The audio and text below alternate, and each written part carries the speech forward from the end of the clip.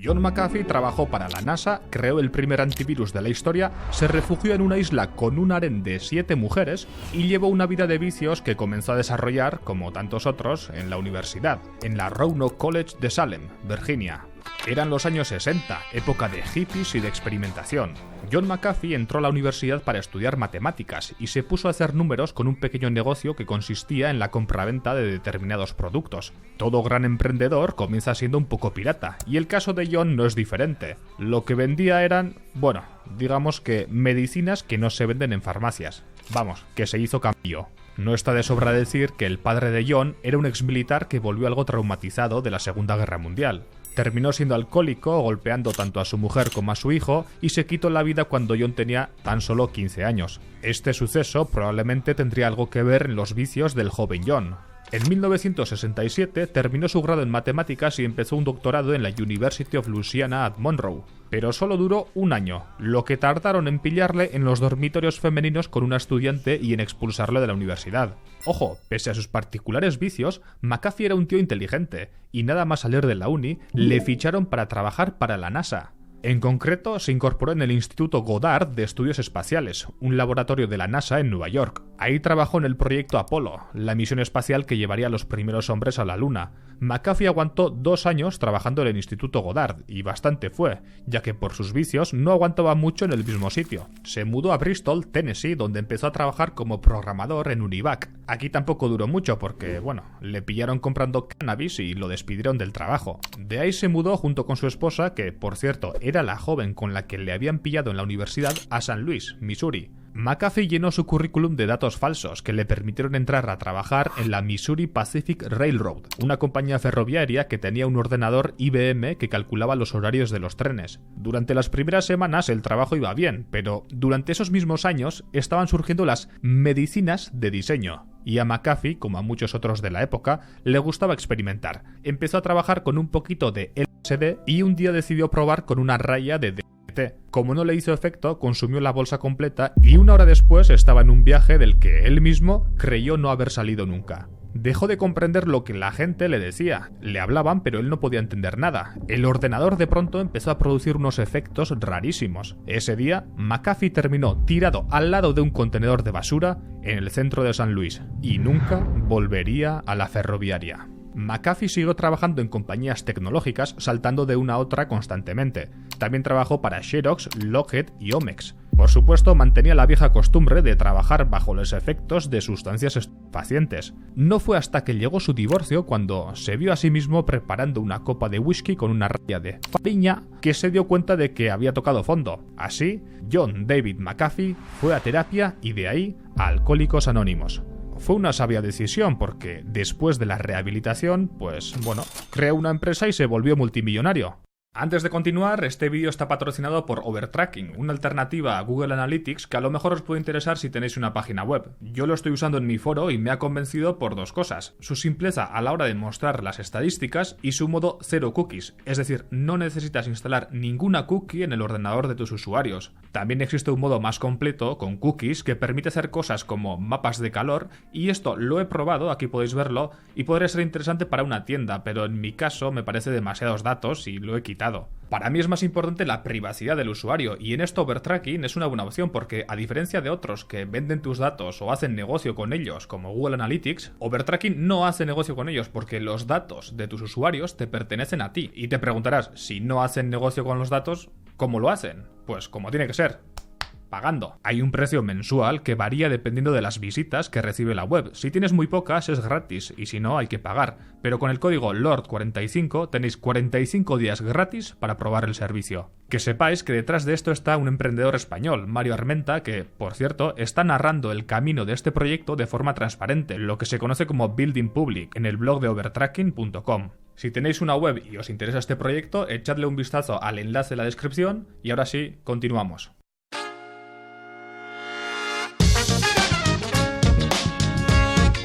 En el año 1986, los ordenadores ya llevaban un tiempo en el mercado, pero la historia de la personal computer apenas estaba empezando. Existía la IBM PC, que era bastante popular, y el primer Macintosh ya había salido a la venta. Era una época en la que poco a poco se estaba introduciendo el ordenador en los hogares. Para entonces, McAfee trabajaba en Lockheed, una empresa de tecnología militar y aeroespacial, y tenía un ojo puesto en este mercado. En el 86, dos hermanos pakistaníes tenían una tienda de software y se estaban enfrentando al hecho de que la gente pirateaba sus programas. Por eso crearon Brain, el primer virus para MS-DOS. El funcionamiento de Brain era el siguiente: se introducía un disquete infectado en un ordenador y entonces el virus empezaba a analizar la computadora. Si detectaba uno de sus programas sin licencia, el virus se alojaba en la computadora, es decir, en los discos del sistema operativo, y lanzaba este mensaje: bienvenido a la mazmorra, ten cuidado con este virus, contacta con nosotros para la vacuna. Y adjuntaban el teléfono para llamar y pagar por el antivirus. Creando un virus para luego vender un antivirus, creo que fueron unos visionarios en la industria. La cuestión es que en el periodo de un año,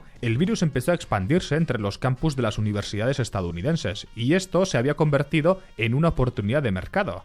John llevaba varios años sobrio después de pasar por Alcohólicos Anónimos. Estaba lo suficientemente enfocado como para ver el sentimiento del mercado. Era su gran oportunidad, así que se puso manos a la obra. Ese mismo año fundó McAfee Associates Inc. en Silicon Valley y acto seguido, según él mismo afirma, codificó el antivirus en un día y medio frente a la pantalla. A este antivirus se le considera no el primer antivirus en general, pero sí el primer antivirus comercial. Con su compañía empezó a vender el antivirus y avanzar en el desarrollo de este. Vendía el antivirus directamente a las compañías de ordenadores, lo que llamamos ahora business to business. Pero más que vender o codificar, McAfee se centraba en venderle a la gente la idea de que necesitan tener un antivirus, la publicidad de toda la vida. En sus primeros meses compró una furgoneta Winnebago y la rotuló como Unidad Paramédica de Antivirus. En una ocasión alguien del Valle lo llamó para tratar con unos virus y después de atenderlo, John empezó a buscar residuos alrededor de la casa, como si se tratara de fantasmas si él fuera un cazafantasmas. En un principio el boca a boca interesaba mucho, pero también los medios eran importantes para vender un mito. Un año después de crear el antivirus, John se presentaba en el PBS NewsHour, un popular programa de noticias de entonces, para hablar de los peligros que corrían las compañías y corporaciones si no se protegían contra los virus. Un año después presentaba su libro, que en realidad era en parte libro, en parte una sofisticada estrategia de neuromarketing elaborada exclusivamente para vender el antivirus. Para 1990 ganaba unos $5 millones anuales y en 1992 McAfee tenía cierto control sobre el mercado. 50 de las 100 empresas más importantes de Estados Unidos, listadas en el Fortune 100, tenían el antivirus de McAfee o comercializaban sus productos con este. Se había convertido en un maestro del business to business. Era referencia obligada como especialista en el tratamiento de virus informáticos en diarios como el New York Times y era el presidente de la Computers Virus Industry Association. Aún así, había personas que creían que McAfee mentía o que les convenía decir que el programador mentía. Este es el caso de Ron Benvinski, de la Worldwide Data Corporation, que decía que McAfee exageraba con respecto a la peligrosidad de los virus y que el mayor riesgo que corrían las empresas en la era de la computación estaba en los datos corruptos y mal recopilados en los ordenadores. En 1991, todo el mundo empezó a hablar de un nuevo virus, el virus Michelangelo, un virus que amenazaba con un apagón mundial que ocurriría específicamente el 6 de marzo de 1992. Evidentemente, todos los medios cubrieron la noticia con amarillismo y McAfee fue invitado a diversos programas, entrevistas y talk shows. Llegó a decir que el virus podría afectar hasta 5 millones de ordenadores en todo el mundo. Según un artículo del New York Times del 7 de marzo, un día después del ataque, menos de 100 ordenadores fueron atacados en Estados Unidos. El país más afectado fue Sudáfrica, donde el virus inutilizó alrededor de 750 computadoras de la industria farmacéutica. No fue el apocalipsis que pronosticaba McAfee, pero muchas compañías de países en vías de desarrollo aprendieron por las malas la importancia de tener un antivirus. Según palabras del propio McAfee, ese año las ventas se multiplicaron por 10. En octubre, la compañía debutó en la Nasdaq mediante una IPO y McAfee recibió una valoración por capitalización de mercado de $80 millones.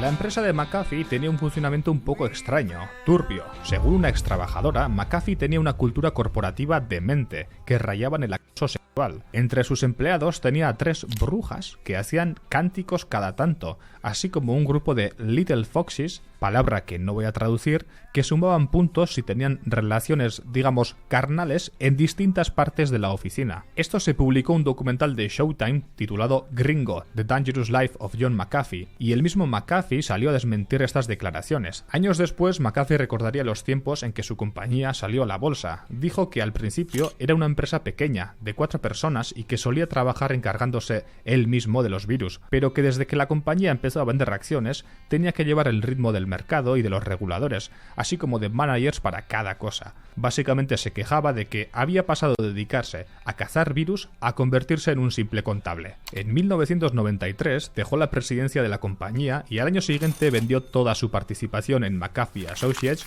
por $100 millones, aunque años después diría que recibió más dinero. Entonces intentó entrar en el negocio de la mensajería instantánea creando la aplicación Powwow, pero no tuvo mucho éxito. Luego empezó a comprar propiedades y se mudó a Colorado, donde tuvo una llamada espiritual y se convirtió en un gurú budista. De hecho, escribió 4 libros sobre este tema que pasaron sin pena ni gloria. Después de eso creó The McAfee Sky Gypsies, una compañía turística en Nuevo México que ofrecía experiencias de vuelo en avionetas y aparatos ultraligeros. Sky Gypsies quería patentar y popularizar el aerotrekking. El único problema de esta idea millonaria es que los vuelos ultraligeros son extremadamente peligrosos. Un día, su sobrino de 22 años cometió un error mientras pilotaba y provocó el fallecimiento de un cliente. Así que McAfee tuvo que pagar $2,5 millones como indemnización y decir adiós a su emprendimiento en el mundo del aerotrekking. En 2008 estalló la crisis inmobiliaria y eso fue un problemón para McAfee, pues después de vender la compañía había invertido casi todo su dinero en inmuebles, un templo budista en Colorado, un rancho en Nuevo México y un montón de bienes raíces más. Entonces McAfee empezó a subastar sus propiedades para salir de deudas. Hay quienes dicen que en realidad no quería pagar a sus acreedores y fingió estar en bancarrota,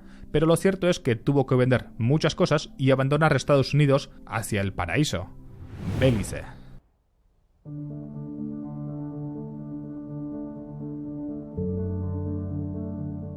A sus 63 años, John McAfee se mudó a Belice, un pequeño país angloparlante de Centroamérica con menos de 1 millón de habitantes, que también resultó ser un paraíso fiscal.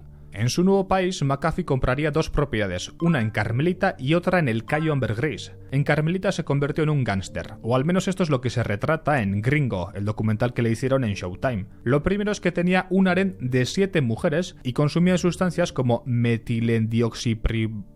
MDPV, también conocida como polvo de pervertido, Powder, una droga de moda de la época que entraba en la categoría de drogas de sales de baño y que le servía para poder complacer a todas sus novias. En ese ambiente era cuestión de tiempo que ocurrieran malentendidos y desastres. Una de las mujeres lo apuntó con armas del propio McAfee en más de una ocasión. Eso es lo de menos. Contrató a la bióloga Alison Adonicio para realizar investigaciones botánicas en un laboratorio. El objetivo era hacer antibióticos, o una movida al rollo de Breaking Bad, lo que pasara primero. También le construyó una sede a la policía local. La nueva oficina de la policía estaba justo detrás de su laboratorio, así los tenía en la palma de la mano y podía disponer de ellos cuando necesitaba. En un momento, alguien en el pueblo disparó un tiro al aire enfrente de la casa de una de las tantas novias de McAfee. Unos dijeron que fue para espantar a unos perros, otros que por un ajuste de cuentas entre camellos. Lo cierto es que McAfee se enteró de quién era, fue hasta la casa del hombre y le dijo a la familia con pistola en mano que si no entregaba el arma lo iba a matar a balazos. Pero McAfee no solo le construyó una sede a la policía, también le regaló ordenadores presuntamente pinchados, armas y gas pimienta.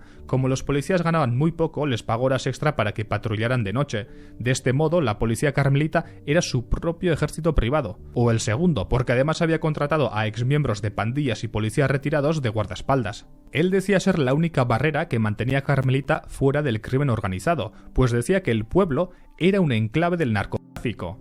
Sin embargo, de acuerdo a un miembro del Consejo Municipal, antes de la llegada de McAfee, en el pueblo solo había unas cuantas peleas de borrachos, por lo que todo parecía paranoia de McAfee. Según dijo uno de sus exguardaespaldas en una entrevista, en una ocasión un ladrón entró a robar en la casa de McAfee. Cuando McAfee descubrió quién era el ladrón, mandó a sus matones a secuestrarlo y a darle una lección. Al parecer recibió tal paliza que volvió al pueblo convaleciente y falleció varios días después en el hospital. El 30 de abril de 2012, la unidad de eliminación de bandas de Belice irrumpió en la propiedad de McAfee. Lo arrestaron por tenencia ilegal de armas y elaboración no certificada de medicinas. La policía pensaba que McAfee estaba haciendo la de Walter White, produciendo metanfetamina, pero solo encontraron las sales de baño MDPV. McAfee fue librado con la ayuda de la Embajada de Estados Unidos. Alison Adonicio, la bióloga de McAfee, había abandonado previamente el país. Y ojo con esto, acusó a McAfee de haberla drogado y violado. En Estados Unidos trató de demandarlo, pero como Washington no tiene jurisdicción sobre Belice, los cargos no prosperaron. El testimonio de Adonicio apareció en el documental de Showtime, y McAfee respondió diciendo que era una loca, que llegaba al trabajo con resaca y se la pasaba de fiesta en fiesta. También dijo que cuando la despidió, destruyó cosas del laboratorio antes de irse a Estados Unidos.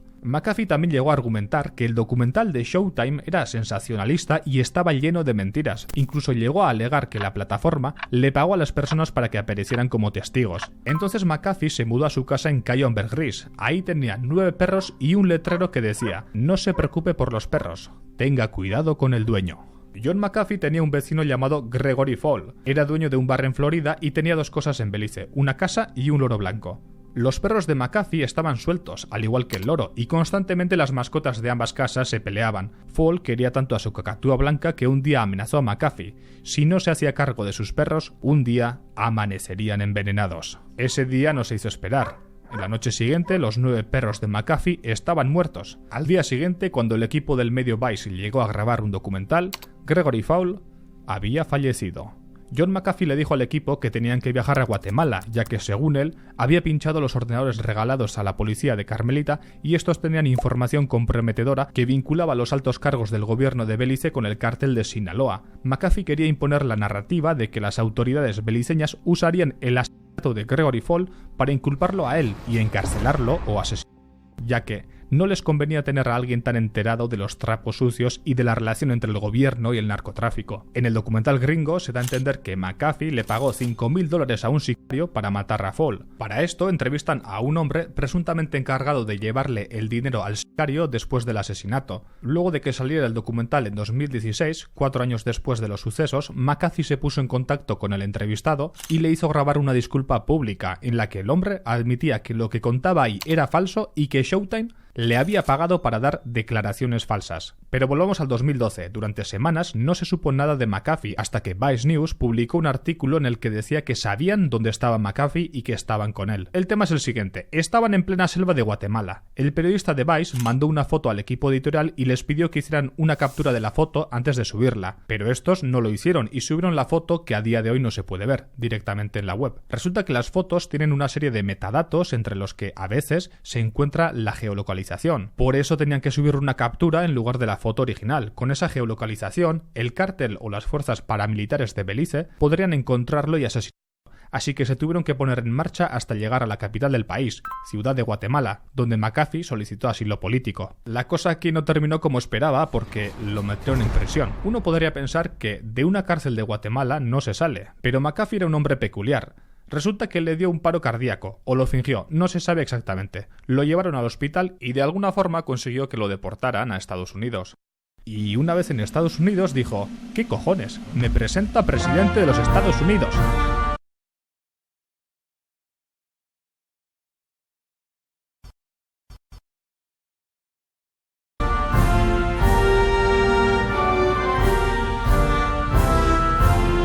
Desde que el gurú de los antivirus vendió la participación en el 94, las cosas cambiaron mucho. El antivirus se había convertido en un bloatware, un programa lento que consume memoria RAM y espacio de almacenamiento, y que a la larga puede ser tan tedioso como un virus. Es por eso que, una vez en Estados Unidos, McAfee subió un vídeo que se hizo viral, en el que se lo ve fumando puros y oliendo sales de baño acompañado de mujeres de compañía. En el vídeo invita a desinstalar el antivirus. También aparece Janice Dyson, la última esposa de McAfee, que trabajó como mujer de compañía hasta conocer al programador. En 2016, McAfee quiso ser presidente de los Estados Unidos de América, con el partido Libertarian Party, un partido que en toda su historia ha obtenido a duras penas uno que otro representante para los senados estatales de Wyoming, Alaska y Arkansas, y que en su mejor resultado presidencial apenas obtuvo el 3,3% del voto popular. Se trata de un partido que muchos califican como polémico, donde se hacen discusiones acerca del pago de impuestos o la posesión de armas, entre otros. Un partido donde parece rechazarse enfáticamente la necesidad de tener una licencia de conducir para manejar un coche. En fin, era un partido que hacía match con McAfee, por lo que se postuló como precandidato y asistió a los debates. En la Convención Nacional del Partido Libertario de 2016, finalmente se elegiría al candidato. Aunque muchos creían que McAfee era el favorito, quedó tercero. Obtuvo 131 delegados,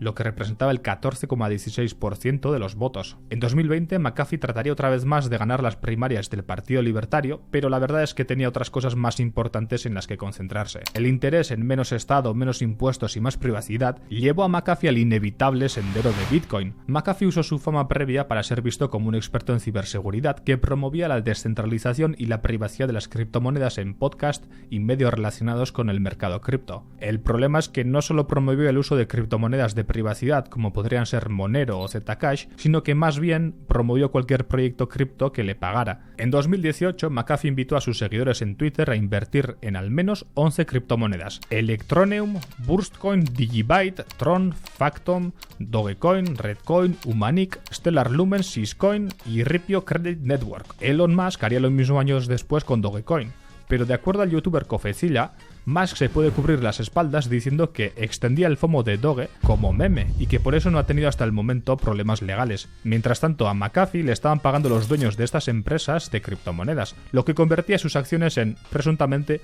un pump and dump.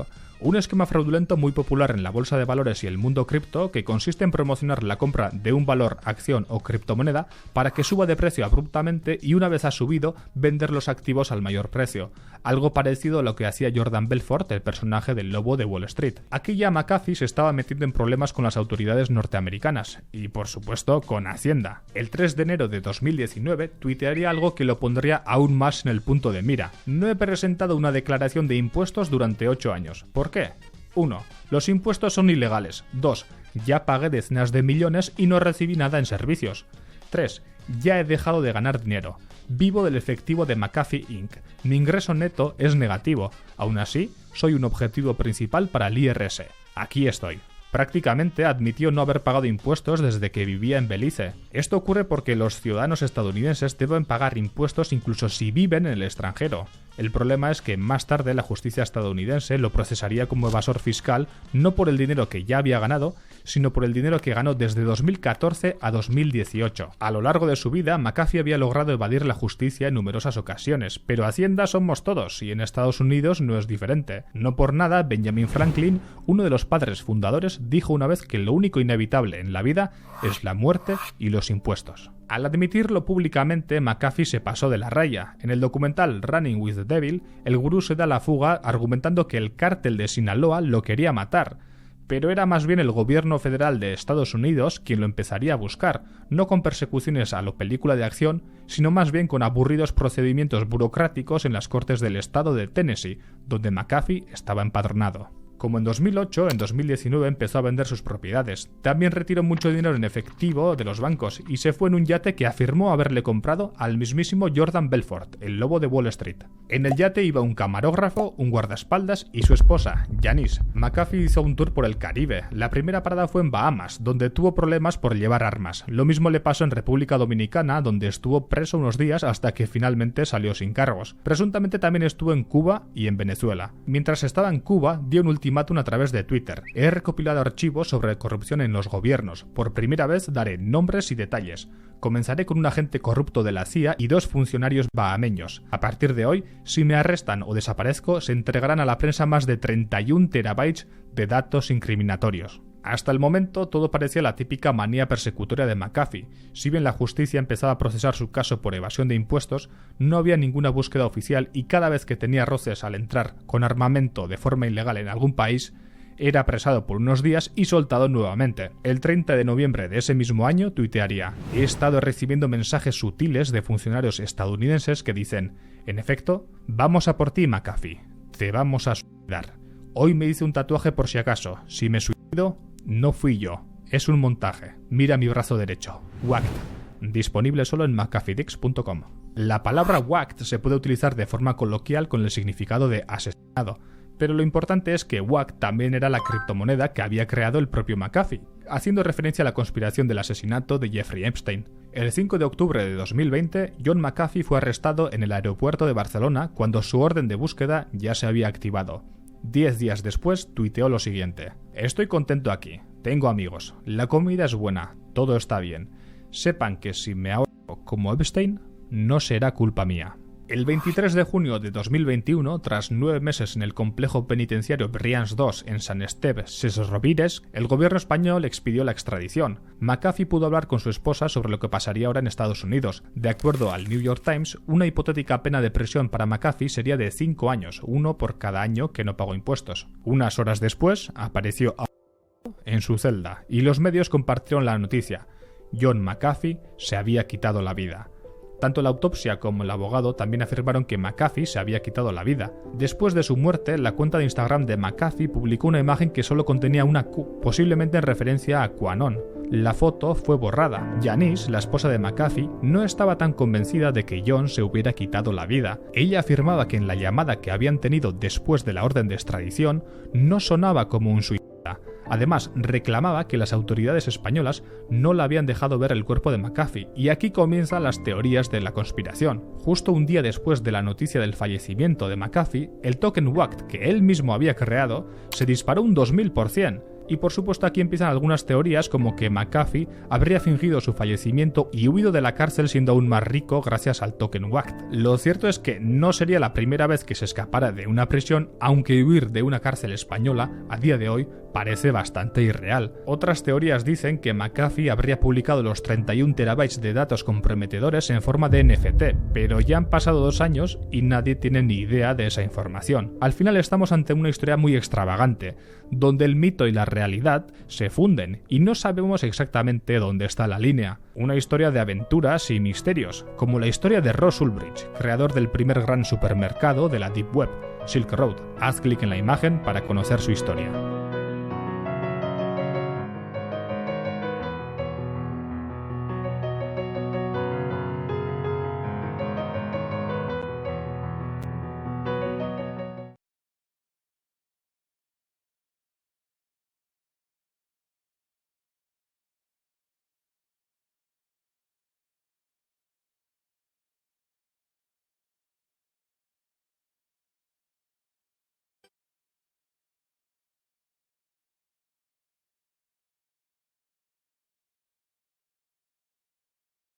...9 de abril de 1694...